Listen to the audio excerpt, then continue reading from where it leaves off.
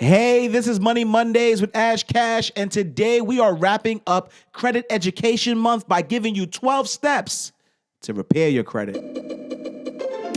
Hey, it's Money Mondays. You have money questions? Ash has money answers. Every Monday, start that week off strong. Let's do this. You're now tuned into the financial motivator himself, Ash Cash, Mr. Mind Right, Money Right. Money Right. Welcome to Money Mondays with Ash Cash, part of the Be Empowered podcast series brought to you by Bank Mobile, the first all-digital, fee-free bank in the country. I am your host, Ash Cash, and I am excited about today's episode. So if you didn't know, March is Credit Education Month. So for the last 2 weeks, we've been focusing specifically on credit. Episode 2, we talked about your credit report. Episode 3, we talked about your credit score. And this week, we are giving you 12 steps to repairing your credit. So here are the 12 steps. Step number 1, remove mistakes from your credit report. Step number 2, remove negative items from your report legally and permanently. Step number 3, create a budget. Step number 4, negotiate with your creditors and collection agencies. Step number 5, pay at least the minimum due on your credit accounts on time. Step number 6, snowball your debt. Step number 7, keep some credit accounts open, but cut the cards up if you have to. Step number 8, get a secured credit card. Step number 9, open a Bank Mobile account. Step number 10, follow the 30-day rule. Step number 11, automate your savings, bill, and spending accounts. And then step number 12, pay it forward. So we're going to jump right in. Step number 1, remove mistakes from your credit report. It is a fact that 7 out of 10 credit reports have errors. You didn't hear me incorrectly. I said 7 out of 10 credit reports have errors. So that means that it is imperative that we are checking our credit reports often to make sure that what's on there is correct. The way that you remove mistakes from your credit report is by writing a letter to the credit bureaus where the error is showing up. So whether it's TransUnion, Equifax, Experian, or all three, make sure you write a letter letting them know the account number and why it's an error. But make sure when you send out this letter that you're sending it via mail with return receipt. So that way you know when they receive it. Step number 2, remove negative items from your report legally and permanently. I'm stressing legally and permanently because there are a lot of credit repair companies out there that are charging thousands of dollars to do things that are illegal and then are sometimes temporary. So you want to make sure that you're removing negative items legally and permanently. And the way you do that is looking at whatever is on your credit report that's not a mistake, but it's on there because of something that you might have done in the past. You have to make sure that the collection agency still has a legal right to collect that debt. And what do I mean by that? There are companies out there which we call debt scavengers. And what they do is they buy old debt and they re-age the debt by putting the debt on your credit report. So as most of us are upstanding citizens, we see something, we say, hey, I remember that debt. I still owe it, so I'm going to pay it off. But what we don't realize is that a lot of times this debt, we don't legally owe it because after 7 years, certain debt are not collectible.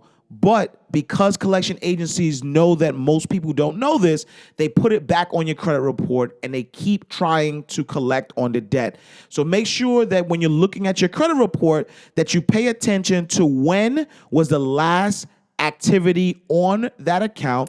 And if it's past 7 years, you need to send letters out to the credit bureaus to let them know that this debt is not valid anymore and it should be removed from your report. Step number 3 is create a budget. Now that you have removed mistakes from your credit report, now that you have the negative items removed legally and permanently, the things that are remaining on your credit report are things that you actually are responsible for. So you have to create a budget so you can understand how much money can you allocate in order to start to pay down debt.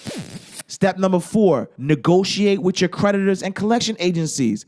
You have to decide how much is the maximum you can pay for each debt that you're going to negotiate. Make the call to your creditor or collection agency inquiring about the debt.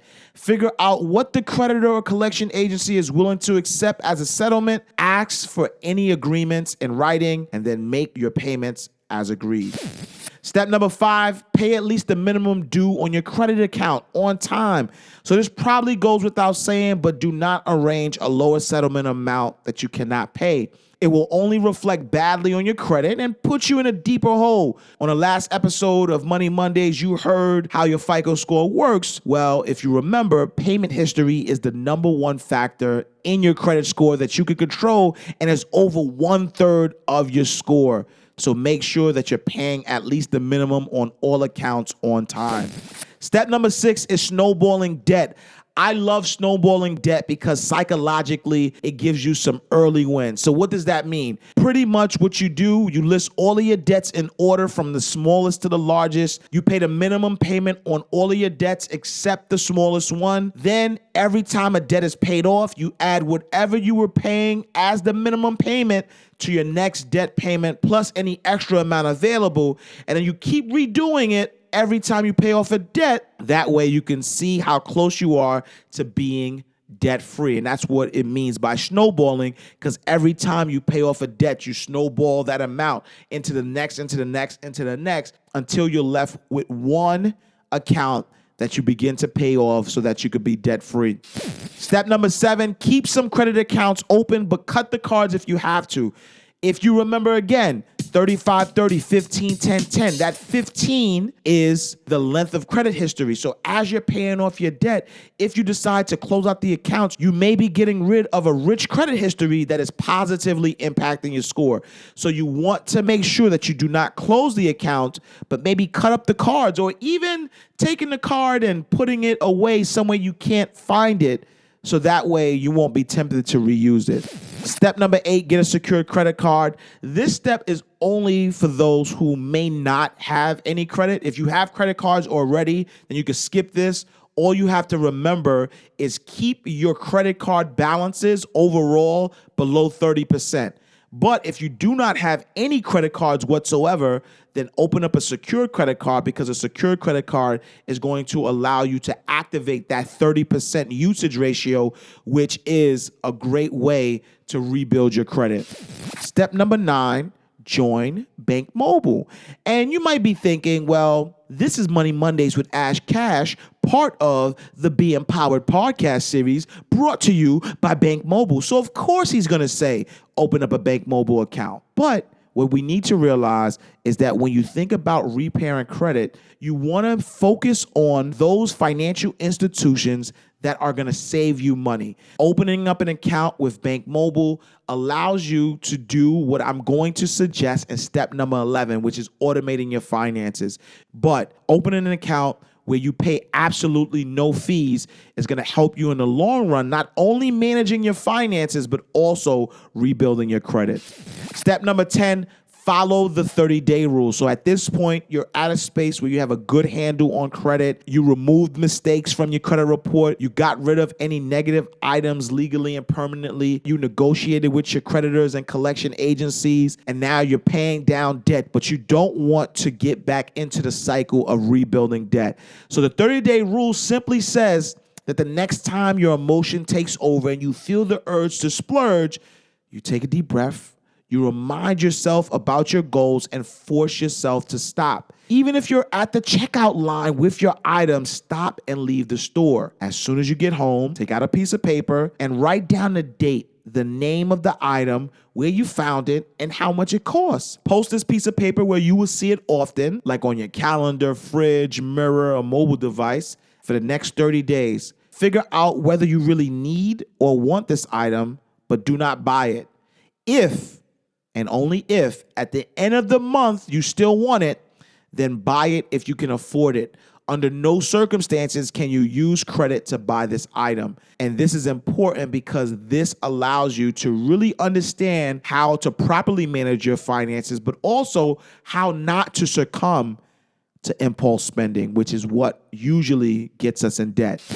Step number 11, automate your savings, bill, and spending account. So I believe that everybody needs at least 3 accounts in order to properly manage their finances, but they also have to be automated, because if you rely on yourself, there may be times that you succumb to temptation. So you want to have these 3 types of accounts. You want to have a savings account in which you are paying yourself first. So anytime you get any kind of income come in, you take a percentage and have it automatically go to your savings account. You then also want to have whatever money that you have budgeted towards your bills go to your bill account, and whatever money that you have allocated towards spending go to your spending account.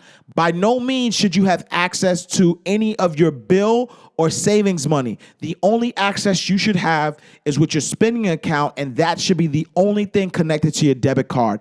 This is why in step number 9, I said open up a Bank Mobile account, because having these 3 accounts, you want to make sure that there are no minimum balances, that you're not paying fees whatsoever.